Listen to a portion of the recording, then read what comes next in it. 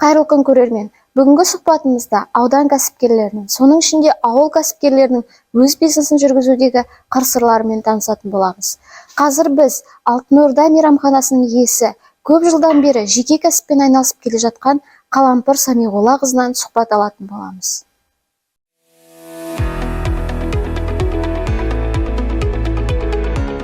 Кәсіпкерлікпен қай жылдан бастап айналысып келесіздер? Біздер жалпы кәсіпкерлікпен деген 99-дан бастап айналыстық қой, бұл досым екеуміз. Енді мына Алтын Орданы салып бастағанымыз 2023-тің сентябрінен бастап аштық қой. Оған дейін біздер Береке магазин аштық. 2012-де мен өзім істеген 18 жыл медицина саласында жұмыс істедім. Сол саладан шығып 2012 Береке магазинін ашты. Сол сауда-саттықпен айналыстық. Сосын енді ары қарай коммерциямен айналысқасын өсу керек, өну керек. Жасаған еңбектің жемісін көрсету керек. Өзімізге, жалпы халыққа пайдасы тиеді деген мақсатта біздер 2023 жылы осы Алтын Орда мейрамханасын аштық. Алтын Орда мейрамханасы туралы айтып жатсыз. Алтын Орда мейрамханасының құрылысы қай жылы басталды және қазіргі таңда мейрамхана жұмысы туралы не айта аласыз? Жалпы Алтын Орда мейрамханасының алғашқы іргетасы 2017 жылы қаланды. Енді содан кейін біздерде енді қосымша үкіметтен болмаса өзімізден қаражат жағы жетіспеді. Сосын кішкене тоқтап тұрды. Одан кейін мына біздің елімізде коронавирус шықты, соған байланысты тоқтады.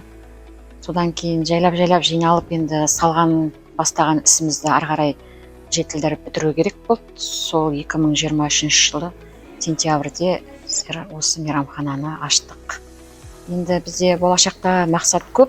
Енді жалпы мейрамхана жайында айтатын болсақ, ең бірінші мейрамхана ашылғаннан кейін біздерде ең бірінші түскен заказ деп айтуға болады. Енді дүниеге сәби келді. Сол сәбидің ең бірінші атын қою осы біздің мейрамхана еншісіне тиді. Біздер өте қуаныштымыз оған. Одан кейін жас отау құру той болды. Оған да өте қуаныштымыз біздің мейрамханамызды таңдағанына. Енді жалпы мейрамхана саласында біздер жұмыс істеп көрмедік. Біздің білгенімізден білмейтініміз әлі де көп. Әлі де үйренеміз, халықтың игілігіне жұмыс істейміз деген ойымыз бар. Сапалы жұмыс істейміз деген. Алдағы уақытта жеке кәсіпке байланысты қандай жоспарларыңыз бар? Енді алдағы уақытта жеке кәсіпке болашақта енді даму керек, халықтың игілігіне жұмыс істеу керек. Сондықтан енді жаңағы айттым ғой, үлкен нысан бір саламыз ба деген ойымызда бар, бірақ ол болашақтың еншісінде тұрған нәрсе. Енді мына жеке кәсіпкерлікті ары қарай дамыту, осы мейрамхананы өзін өзі қамтамасыз ету мақсатында біздер жаңағы қожалық ашып, сол қожалықты бірінші дамытамыз деген ойдамыз.